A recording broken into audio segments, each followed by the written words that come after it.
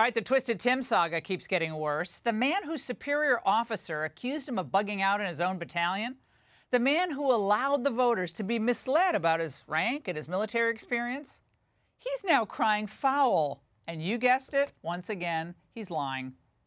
These guys are even attacking me for my record of service. And I just want to say, I'm proud to serve my country, and I always will be. I'm going to say it again as clearly as I can. I am damn proud of my service to this country. Well, okay, first of all, it's blatantly false. No one is attacking the fact that he served. In fact, we've said the opposite. Serving in the military for 24 years in any capacity is laudable. I hate going after veterans. It makes me sick. It really does. It's not a good look. No one's saying that it's not wonderful to serve in any capacity. In fact, we're saying the opposite. Well, a little repetition there, but we make the point. But serving in the National Guard in Italy and retiring before you complete your command sergeant major training means you cannot and should not imply that you went into battle and then that you indeed retired as a command sergeant major. It's kind of obvious. Joining me now, Arizona Congressman Eli Crane, who's also a former Navy SEAL, who did 3 deployments to Iraq, which is 3 more than Tim Walz did. All right, Congressman, is Walz helping himself here? Is he putting all of us and his former superior officer, former National Guardsman, putting them on the defensive somehow by gaslighting this? Well, here's the deal, Laura, and you nailed it. You know, Tim should be proud of his service. What he shouldn't be proud of is about lying about his service. I mean, like you said, he lied about his rank. He lied about going into combat, carrying, his quote was he carried weapons of war into war. He never did that. And then, you know, everybody covering for him says, oh, he misspoke. That is not misspeaking, okay? And it has all of us veterans out here, and quite frankly, the rest of America wondering if he'll lie about this, what won't he lie about? Laura, I'm on the Navajo Nation right now, getting ready to go celebrate Code Talker Day with, you know, some of our nation's finest veterans on the Navajo Nation. And I know they don't approve of this type of stolen valor, and none of the other veterans that I serve with do either. Well, right now we see, I think, a Democrat Party that's really, they're trying to convey to the voters that the Republicans are in disarray or worried, or that this poll says this and Trump said.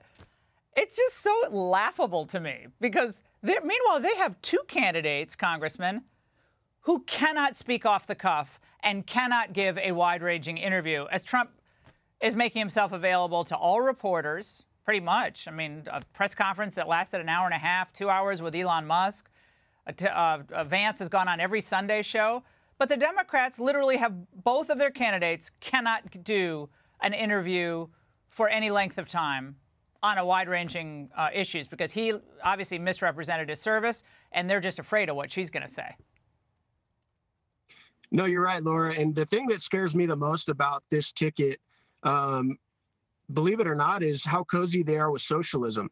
One of Tim Walz's statements that scared me the most is when he said that one man's socialism is akin to another man's neighborliness. These guys aren't even trying to hide it. It's out in plain sight. And when Kamala Harris routinely talks about, equality of outcomes, that is the dialect of the socialist right there. And as a veteran, most of us spend a lot of our time in professionalism fighting for this country and trying to fight to make sure those types of radical, destructive ideologies never came to American shores. And, you know, Tim Walz, in my opinion, should be ashamed of lying about his career and also be ashamed about promoting ideologies that have destroyed and killed millions and millions of freedom-loving people all around the world. And Congressman, obviously you're from Arizona, and right next door, New Mexico, Nevada. I mean, I think these states are all ripe for the picking for Donald Trump. I hope he spends a lot of time in all 3, because I think he can win New Mexico. I know he's down maybe a few points in New Mexico now. That state has been ravaged by illegal immigration. Obviously, Arizona has as well. How important is it for Donald Trump to go into some formerly blue territories and really make the case for his economic plan?